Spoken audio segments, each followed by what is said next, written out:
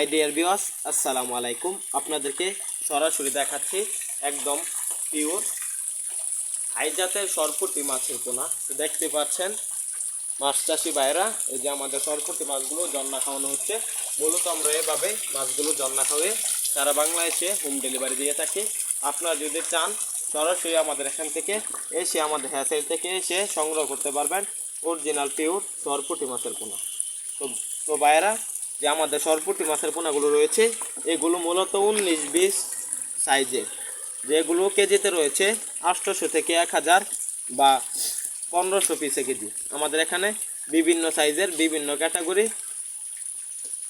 সরপুঁটি মাছের পোনা পাবেন। এগুলো কিন্তু থাই জাতের সরপুঁটি মাছের পোনা। এগুলো অল্প দিনে চাষে বাজারজাত করতে পারবেন। দেখতে পাচ্ছেন সরপুঁটি মাছের পোনাগুলো একদম নিরালা, একদম ভালো মানের। তো বিয়াস, এই মাছগুলো আপনারা মাত্র 6 মাস চাষে বাজারজাত করতে পারবেন। আপনারা যারা বাণিজ্যিকভাবে কালচারের জন্য মাছ চাষ করবেন, যদি কোনো খাবার ছাড়াই মাছ চাষ করতে চান, তাহলে এরকম অরিজিনাল পিওর থাই জাতের সরপুঁটি মাছের পোনা চাষ করতে পারবেন। আমাদের যে থাই জাতের সরপুঁটি মাছের পোনাগুলো রয়েছে এগুলো মূলত কচুরিপানা বা পুকুরে শ্যাওলা খেয়ে থাকে, অন্য কোনো খাবার লাগে না এই থাই জাতের সরপুঁটি মাছের পোনা চাষে।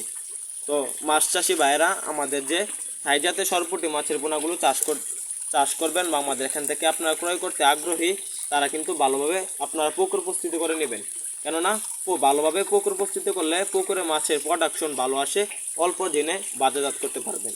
আমাদের যে থাই জাতের সরপুঁটি মাছের পোনাগুলো রয়েছে এগুলোকে কোনো খাবার ছাড়া বিক্রি করতে পারবেন। যদি আপনার পুকুরে কচুরিপানা এবং শ্যাওলা থাকে তাহলে অন্য কোনো খাবার লাগবে না।